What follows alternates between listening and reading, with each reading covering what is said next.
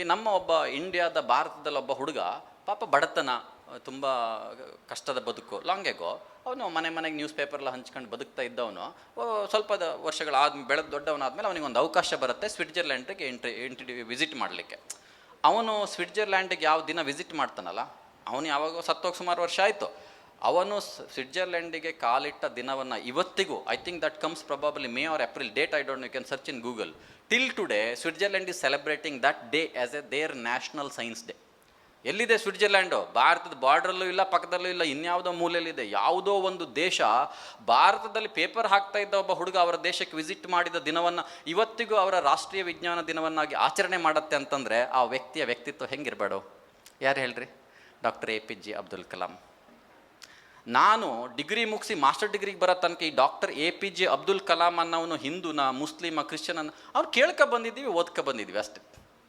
ಒಬ್ಬ ವ್ಯಕ್ತಿ ಧರ್ಮ, ಧಾರ್ಮಿಕತೆ, ಸಂಸ್ಕಾರ, ಸಂಸ್ಕೃತಿ, ಜಾಗ, ನೆಲೆಗಟ್ಟು, ದೇಶವೆಲ್ಲವನ್ನು ಹೊರತಾಗಿ ಹೇಗೆ ಜಗತ್ತಿಗೆ ಒಪ್ಪಿತನಾಗ್ಬೋದು ಅನ್ನೋದಕ್ಕೆ ಸ್ವಾಮಿ ವಿವೇಕಾನಂದರಾಗಲಿ, ಡಾಕ್ಟರ್ APJ ಅಬ್ದುಲ್ ಕಲಾಂ ಆಗಲಿ, ಇಂತಹ ಕೆಲವು ವ್ಯಕ್ತಿಗಳು ಉದಾಹರಣೆಗಳಾಗಿ ನಿಲ್ತಾರೆ. ಅವರಿಗೆ ಕುಟುಂಬ ಇಲ್ಲ, ಹಿನ್ನೆಲೆ ಇಲ್ಲ, ನನ್ನೂರು, ನನ್ನ ದೇಶ, ನನ್ನ ಸಂಸ್ಕಾರ ಅನ್ನೋದಿಲ್ಲ. ಈ ಜಗತ್ತಿಗೆ ಮೌಲ್ಯಗಳನ್ನು, ಗೌತಮ ಬುದ್ಧ ಆಗಲಿ, ಇವತ್ತು ಪ್ರಪಂಚದಾದ್ಯಂತ ಎಲ್ಲರ ಟೇಬಲ್ ಮೇಲೆ ಒಂದು ಬುದ್ಧನ ಮೂರ್ತಿ ಇರತ್ತಪ್ಪ. ಕರೆಕ್ಟಾ? ಹೆಂಗಾದ್ರು ಅವರು ಅಂದರೆ ಅವರಲ್ಲಿ ಈ ಒಂದು ಆಸ್ಥೆಟಿಕ್ ಮೈಂಡ್ ಸೆಟ್ಟು ಜಾಗೃತಿ ಆಗುತ್ತೆ, ಆತ್ಮಜ್ಞಾನ ಜಾಗೃತಿ ಆಗುತ್ತೆ. ಹಿ ರಿಯಲೈಸ್ ವಾಟ್ ಆಮ್ ಐ. ಒಬ್ಬ ವ್ಯಕ್ತಿ ಅವನ ವೆರಿ ಯಂಗ್ ಏಜಲ್ಲಿ ಭಗವದ್ಗೀತೆಯನ್ನು ಓದಿದ ಅಂತಂದರೆ ಅವನ further life is going to be so beautiful. Because Bhagavad Gita is nothing other than it is a compass for guiding you towards a right path, helping you to make a correct decision in your life. Thiruvalluvar ಅಂತ ಹೇಳಿ ತಮಿಳ್ನಾಡಿನ ಒಬ್ಬ writer, unknown writer writes in a book called Tirukkural ಅಂತಿದೆ. Any language it is translated worldwide, you can buy and read it. Equivalent to Bhagavad Gita.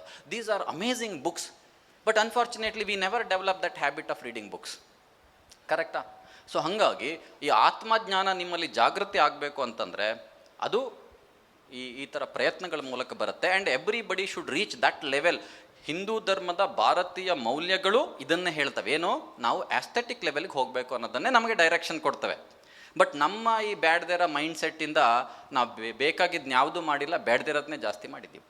Correct? ಆ ಕಾರಣಕ್ಕೋಸ್ಕರ ನಮ್ಮಲ್ಲಿ ಈ ಗೊಂದಲಗಳು, ಕ್ರೌರ್ಯಗಳು, the way today's young generation is behaving, it's something beyond it, right?